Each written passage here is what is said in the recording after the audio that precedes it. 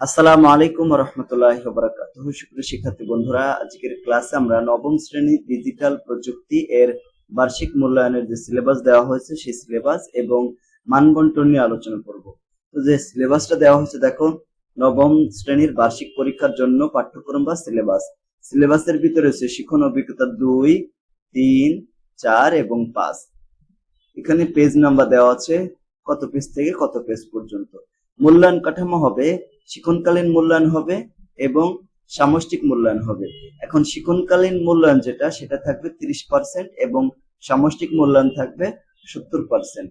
এইবার শিক্ষণকালীন মূল্যায়ন যা যা থাকবে, যেমন অ্যাসাইনমেন্ট বা ব্যবহারিক থাকবে, দুটি কম্পিউটার মধ্যে আইপি সেট আপ করার মাধ্যমে নেটওয়ার্ক তৈরি করা, ঠিক আছে, এটা থাকবে 10 মার্ক। এখানে নমুনা প্রশ্ন এটা।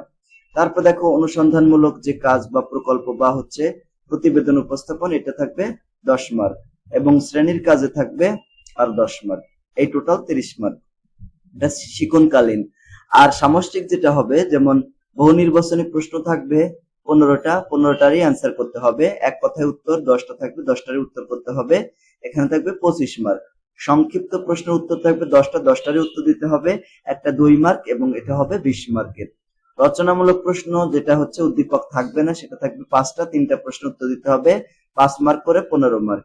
আর যেগুলো হচ্ছে উদ্দীপক থাকবে তার আবার 2টা অংশ থাকবে, 7টা থাকবে, 5টা উত্তর দিতে হবে, প্রত্যেকটা আনসার থাকবে 8, হ্যাঁ উত্তর থাকবে 8, মার্ক থাকবে 8 আর কি, 5টা 40, টোটাল হচ্ছে 100। 100 এর ভিতরে এই যে মার্কটা এটা আবার 70% কনভার্ট করা হবে। এখানে একটা নমুনা প্রশ্ন দেওয়া আছে, এই যে দেখো 1 থেকে 15 পর্যন্ত এমসিকিউ, এরপরে এক কথায় উত্তর, মানে একটা শব্দের মাধ্যমে উত্তর, এক কথায় উত্তর এরকম। এরপর হচ্ছে সংক্ষিপ্ত প্রশ্ন উত্তর, একটা 2 মার্ক করে, 10টা 10টারই অ্যান্সার করতে হবে। তারপর হচ্ছে দেখো গ বিভাগ রচনামূলক প্রশ্ন, এখানে কোনো উদ্দীপক নেই। ঘ বিভাগে রচনামূলক প্রশ্ন, এখানে উদ্দীপক থাকবে। দেখো প্রত্যেকটাতে আবার 2টা অংশ রয়েছে। এইভাবে আমাদের পরীক্ষা অনুষ্ঠিত হবে ইনশাল্লাহ। তো তোমাদের কাছে এই যে পরীক্ষাটা অনুষ্ঠিত হবে, তোমরা মানবন্টন জানলে, নমুনা প্রশ্ন দেখতে পেলে, এটা তোমাদের কাছে কেমন লাগলো আর কি, সেটা কমেন্ট করে জানিয়ে দিও।